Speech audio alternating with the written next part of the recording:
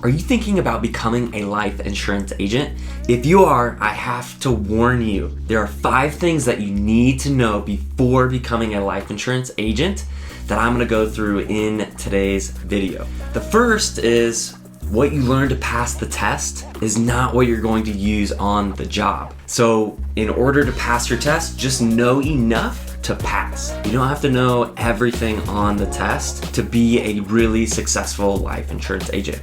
I created a whole video just around this topic because I'm so passionate about it, and I see new aspiring life insurance agents that struggle with their test because they're trying to get 100%. You do not need to get 100% to be a successful life insurance agent. I know that sounds crazy, but it's true. So if this resonates with you, go watch that video. I passed in 4 days, and I'll give you the exact strategy of how I did that. But the first tip that I have for you before you become a life insurance agent is just pass the test. Don't spend hundreds and hundreds and hundreds of hours stressing about getting a perfect score.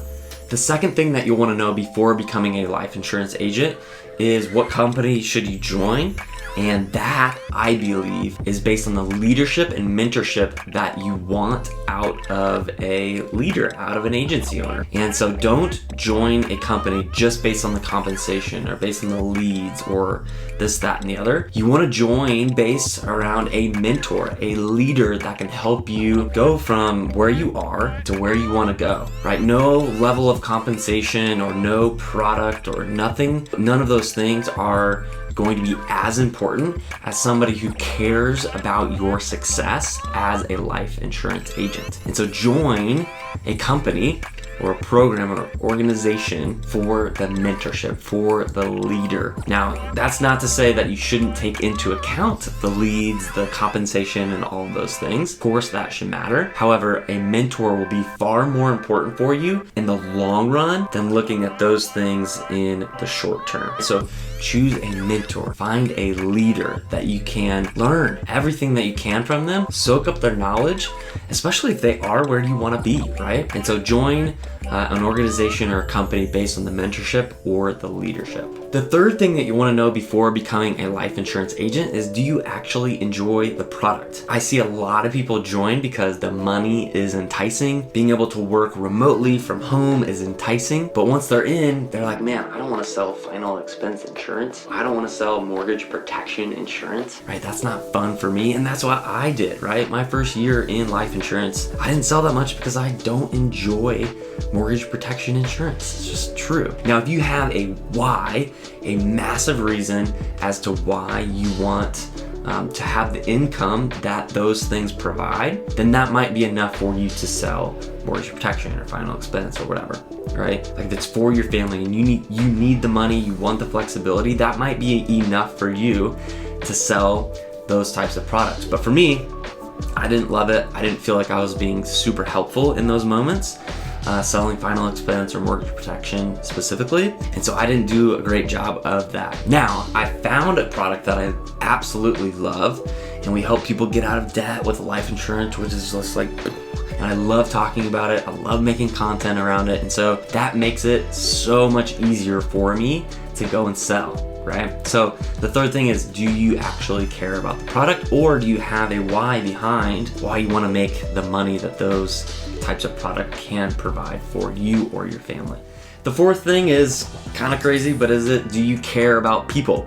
Ultimately, selling is helping. And so maybe you don't love the product of final expense, but hey, you want to save this person some heartache when they actually have a loved one pass away. They don't have to plan for the funeral costs, this, that, and the other, right? And so do you care about people, right? If you don't love the product, maybe you care about the people and the mission more than the product itself. And so that can kind of help you fall in love with the product and help you kind of reach your why of your income goals. And so the fourth thing is really, do you care about people? Because ultimately, a lot of people come into life insurance and they're scared to sell, right? Maybe you've never sold before, but ultimately, selling is helping. And if you believe in the product and you want to help people, then selling becomes really easy.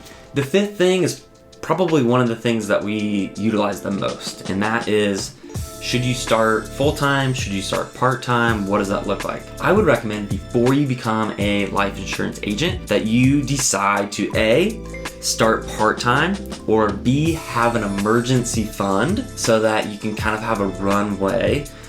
Because you're basically starting a mini business, right? Becoming a salesperson is not a guaranteed salary, right? And so you're not guaranteed to come in and knock it out of the park. Now, some people do, and they can get to six-figure run rate, or like a $8,000 a month ongoing, right? Would be a six-figure run rate. So some people do come in and do that. All you really have to do is take action and follow the steps. And if you have a right mentor and you love the product and you love the people, then you're gonna be successful here. But some people might struggle in their first month, and that's okay. If you keep doing the actions, following the mentor's guidance, then you'll be successful as a life insurance agent. But you might want to think about starting part-time, utilizing the job that you have, work evenings, work weekends, whatever that looks like for you, or have an emergency fund, right? Have 2, 3, 6 months worth of savings before you make the jump into full-time life insurance agent